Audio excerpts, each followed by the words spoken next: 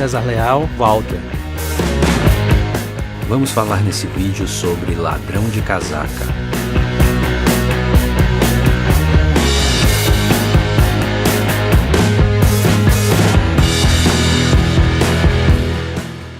Tema de hoje. Eu acredito até que esse tema você vai mexer em alguma coisa aí, não aí, mas... porque talvez o título não soe muito bem, mas vamos falar de ladrões de casaca. Você tinha me dito mais ou menos, eu já achei meio estranho, mas vamos nessa, Vamos lá. Não tô sabendo de nada. Vamos começar com o contexto, né? Eu gosto muito de contextualizar a situação. Estamos no final do século XIX, início do século XX. O grande nome da literatura popular, Sherlock Holmes. Certo. Né? Conan Doyle, né? Conan Doyle. Então você tem um personagem que domina praticamente o estilo de história, o estilo de funcionamento, e alguns personagens foram criados meio que tentando absorver o mesmo timing de histórias. Mas especificamente, para o nosso assunto, a gente vai falar de A.J. Raffles. Foi criado em 1890. E a ideia desse personagem era exatamente emular o Sherlock Holmes. Aquele cara inteligente, perceptivo, que tem uma situação e resolve isso de uma forma peculiar. As semelhanças eram tantas que o A.J., né, o Raffles, ele tinha um parceiro que também era o cronista dele, exatamente como o Watson no Sherlock Holmes. Certo. Era o cara que escrevia as histórias, era o cara que auxiliava e que era a forma das histórias aparecendo para o público. E que tinha uma pegada um pouco cômica também. Apesar de que nós vamos falar sobre isso num programa sobre Sherlock Holmes. O Watson cômico foi meio invenção do cinema. Tá tudo bem. Mas... Eu sempre erro isso. Nada que eu falo eu acerto, mas vamos lá. Vamos lá. Mas esse personagem tinha uma pegada até mais cômica mesmo. Ele foi salvo pelo Raffles e ele tinha uma pegada muito mais cômica do que o Watson na literatura. A única diferença básica era o seguinte: enquanto que o Sherlock Holmes usava sua capacidade para resolver crimes, o Raffles usava sua capacidade para efetuar roubos. Tá. Né? Grandes roubos. Daquele sistema de vou roubar o cara rico, fazer todo um sistema, toda uma forma enorme. A gente tem muito isso em filmes até hoje, né? Daqueles mágicos que teve recentemente. Né? Eu digo uma coisa mais para aquele 10 Homens e um Segredo. Certo, tá. Né? Aquela coisa daquele Os caras roubo, não são bonzinhos, mas não são os malvadões. O que acontece com o Raffles é o seguinte: ele foi considerado, na época, o segundo personagem mais conhecido da Inglaterra, só perdendo para o próprio Holmes. O criador do Raffles era cunhado do Conan Doyle. Então o pau devia quebrar em casa. Não, pelo contrário. O Conan Doyle acha... Tudo bem, beleza. Eu percebo, inclusive, que não tem o mesmo time, mas eu acho que até mexia um pouco com os brilhos do Conan Doyle, aquela coisa do mesmo estilo de inspiração. E eles fizeram muito sucesso. Os dois personagens fizeram muito sucesso. O que leva a gente já dentro do século XX ao ponto do ladrão de casaca. Tá, mas deixa eu só perguntar uma coisa. Sobre o personagem Raffles, que eu fiquei com a dúvida. Ele tinha alguma coisa a ver com Robin Hood, de roubar para ajudar quem precisava, ou ele roubava para ele mesmo? Tinha um viés disso, às vezes, alguma coisa, mas o caso é ele mesmo. Tanto que de vez em quando ele até deixava o parceiro dele numa situação meio... As vítimas dele eram pessoas más que ele tava lá e eram pessoas ricas. Não interessa de onde veio o dinheiro. Tudo bem. Né? Nós temos em 1907, esse nome eu realmente, me desculpem se por um acaso a pronúncia não for essa, né? Mas Maurice Leblanc, na França.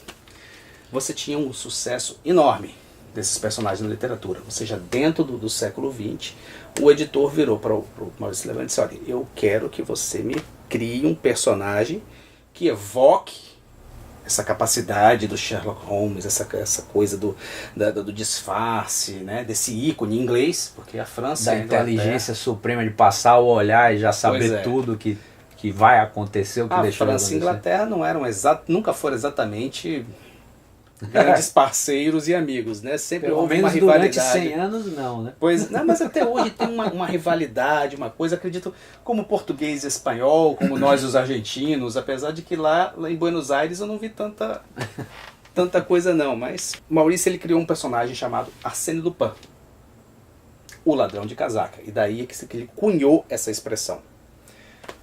Tem uns livros dele que saíram há pouco tempo até. Bonito, né? O material da Zahar normalmente são de qualidade, né? O Arsène Lupin, ele é aquele coisa do grande ladrão. As formas dele conseguir chegar no que ele quer nem sempre são exatamente muito positivas, mas ele é um cara de extrema inteligência, usa disfarces, seduz as mulheres, toda uma situação que realmente foi o que foi pedido. Ele pegou os ícones ingleses e deu aquela coisa, aquela roupagem francesa, né, da sedução do cara, altamente sofisticado, né? Você vê até aqui pela imagem, né? Uhum. O cigarro na piteira, né? O cartola, toda aquela coisa do ícone. E esse personagem fez muito sucesso. Inclusive ele foi utilizado contra Sherlock Holmes algumas vezes. Ele criou a história e disse, não, eu estou aqui, eu estou criando um personagem, vou botar os dois para se baterem, né? O meu grande vilão, o meu grande ladrão, com o grande policial inglês. Certo. Né? E de início passou desapercebido. Mas o Conan Doyle, depois de um tempo, ameaçou o processo e disse, você está usando o meu personagem? Ainda mais para enaltecer o seu. E numa virada francesa... Quando você falou, eu achei que ele tinha sido autorizado, mas não. Não, ele de jeito nenhum. Ele teve que alterar um pouco, por isso que a gente tem, inclusive essa edição aqui, Arsène Lupin contra Sherlock Holmes. Agora é verdade. Sherlock Holmes. Né? Você vê, inclusive, pela imagem aqui embaixo, é ele. Sim. Mas não é. Para todos os efeitos, para efeitos de processo. De processo, não era, né? Tem uma frase, inclusive eu não vou lembrar ela, vou ter que realmente, essa frase eu anotei aqui que eu achei que fosse importante, que ele foi, na verdade, descrito dessa forma. Ele disse, ele não é um aristocrata, né, que vive como um anarquista. Ele é um anarquista, porque ele vai contra a ordem estabelecida, que vive como um aristocrata. Certo. E o grande ponto é que ele, quando ele vai fazer um roubo, vamos dizer, eu vou roubar de tal joias, da madame, alguma coisa, ele avisa antes. Eu vou roubar, ele manda uma carta, ele publica no jornal, eu vou fazer isso. E o ponto é exatamente que toda a capacidade da polícia que persegue ele, tem um inspetor que persegue ele, eu não vou lembrar o nome agora, também a gente pode botar aqui aquela... Sim. O lembrete. Né? O lembrete aqui atrás, e que nunca consegue pegar ele, e aquela coisa da impossibilidade, mas ele sempre avisa o que ele vai fazer. Vou roubar tal coisa em tal horário. E ainda dá a hora. Muitas vezes ele dava a hora. Isso foi de uma influência tão grande que você tem essa influência no Batman. Como? Se você puder pegar esse negócio, essa coisa do Batman, deve estar mais pro seu lado mesmo. Tá?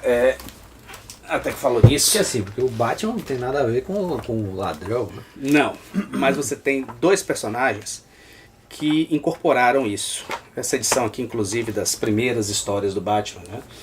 Década ainda de 30, entrando nos anos 40, você tem aquelas primeiras aventuras, as primeiras histórias. Você tem dois personagens que incorporaram isso. O primeiro deles, Coringa. Tá. O Coringa não é tão elegante, tão refinado. Não. Ele é meio ignorante, assim. No sentido o Coringa, essas histórias, eu gosto muito da Era de Ouro, né, essas coisas mais antigas do que a Era de Prata, porque você tem uma facilidade de falar de violência que às vezes choca, até se você hoje comparar com muita coisa que sai hoje em dia. Você tem essa coisa. E o Coringa já começou, né, como um assassino serial. Tá. Né? E você Essa tem é aqui o quê? É das primeiras aparições essa do é a Coringa. primeira aparição dele. Foi na Batman número 1.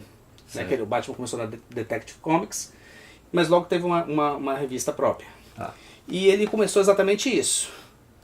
em tal hora, tal pessoa vai morrer. A polícia toda em volta, toda preparada, e não tem jeito, na verdade o cara já estava envenenado antes, e o cara morre com o sorriso do Coringa no rosto.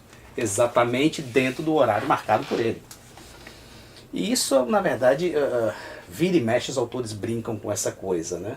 O Coringa, ele tem essa eu acho um dos personagens mais, vamos dizer, ricos de possibilidades nos quadrinhos como vilão. O Coringa se presta a qualquer coisa, desde de uma coisa mais boba até um grande assassino serial. Eu acho que é um personagem versátil. E especificamente nessa primeira história, que se questiona muito quem criou ele, mas visualmente você tem que com certeza ele, no visual, ele foi inspirado em cima da obra do Victor Hugo, O Homem que Ri.